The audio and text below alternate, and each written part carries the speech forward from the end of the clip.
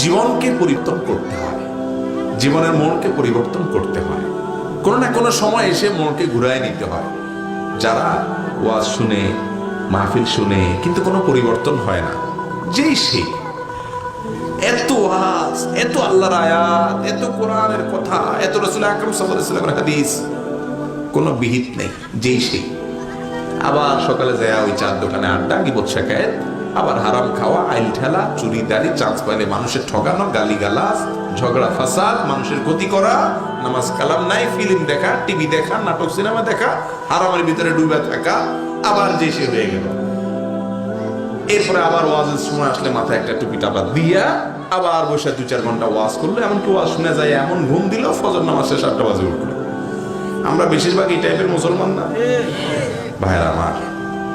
আল্লাহ রাব্বুল আলামিন কোরআনে কারীমে বলেছেন, ওয়ালাকাদ যারাকনা লিজাহান্নামা কাসীরাম মিনাল জিন্নি ওয়াল ইনস, বহু জিন আর মানুষকে আমি সৃষ্টি করেছি, তাদেরকে জাহান্নামে দেয়া হবে এই উদ্দেশ্যে। এদের জন্মই হলো জাহান্নামের জন্য। ওই যে কি একটা সিমেন্ট আছে না, তাদের স্লোগান হলো জন্ম সৃষ্টির লক্ষ্যে। আর এই কপাল পড়া মানুষ এবং জিনের জন্ম জাহান্নামের লক্ষ্যে। কারা তারা? লাহুম কুলুবুল লা ইয়াফকাহুনা বিহা, তাদের অন্তর আছে কিন্তু অন্তর দিয়ে চিন্তা করে না, ভাবে না যে আমি কি করছি।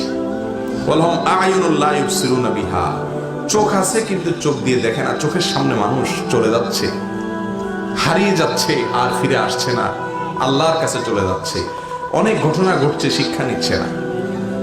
লাহুম আযান ওয়া লাহুম আযানুন লা ইয়াসমাউনা বিহা, কান দিয়া শুনছে আল্লাহর কথা, রাসূলের কথা, কিন্তু ভেতরে ঢুকছে না। এই মানুষগুলোকে আল্লাহ বলেছেন উলাইকা কাল আনআম, তারা চতুষ্পদ জন্তুর মতো, লাহুম আযাল, বরং তার চেয়েও খারাপ। এদেরকে আল্লাহ জাহান্নামের জন্য তৈরি করেছে। এই জন্য আমরা জীবনের পরিবর্তন করতে হবে। কথা শুনলাম, আমল করার জন্য প্রতিজ্ঞা করতে হবে, চেষ্টা করবেন, চেষ্টা করে চলতে যাবেন। কিছুদিন পরে শয়তান হয়তো আবার আপনাকে ঘুরিয়ে দিবে, আবার বিপদে চলে যাবেন, আবার কোনো ওয়াজ শুনবেন, সঙ্গে সঙ্গে আবার ফিরে আসবেন। এভাবে কুস্তি চলবে শয়তানের সাথে। আর এই কুস্তি তো হয় আমার ভর কি, কবি ও তবা দবালে, কবি তো দবালে।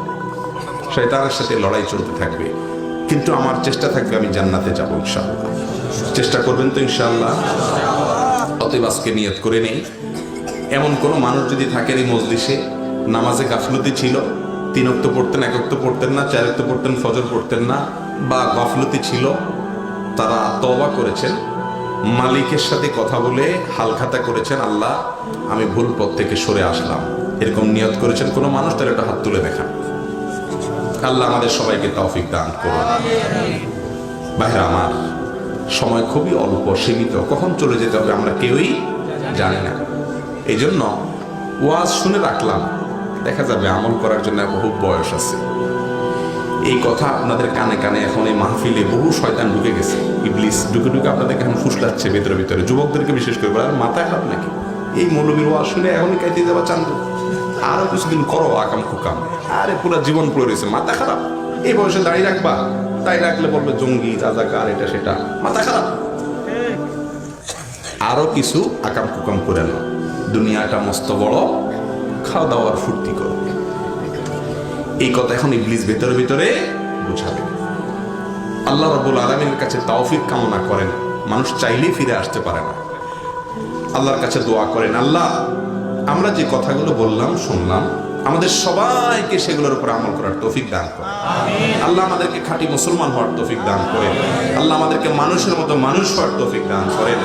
ভাই আল্লাহ আমাদের দ্বারা যেন কারোর কোনো ক্ষতি না হয়, আমরা যেন মানুষের উপকারে থাকতে পারি, সেই তৌফিক দান করেন। ই আল্লাহ আমরা যারা নামাজের ত্রুটি আছে, গাফলতি আছে, মালিক আপনি সাহায্য করেন, শয়তানের বিরুদ্ধে আপনি আমাদেরকে জিতায় দেন, আমরা যেন নামাজি হতে পারি। আমাদের মা বোনদেরকে আল্লাহ পর্দা মুশিদের সাথে চলার তৌফিক দান করেন। আমাদের চক্ষুগুলোকে আল্লাহ তাআলা হেফাজত করার তৌফিক দান করেন। আমাদের এই সমাজকে আপনি সুখী, সমৃদ্ধ, শান্তিপূর্ণ, আল্লাহর অনুগত বান্দাদের, প্রিয় বান্দাদের অভয়ারণ্য এবং চারণভূমি হিসাবে গড়ে তোলার তৌফিক দান করেন। জাযাকুমুল্লাহু খায়রা ওয়া আখিরু দাওয়ানা আলহামদুলিল্লাহি রাব্বিল আলামিন।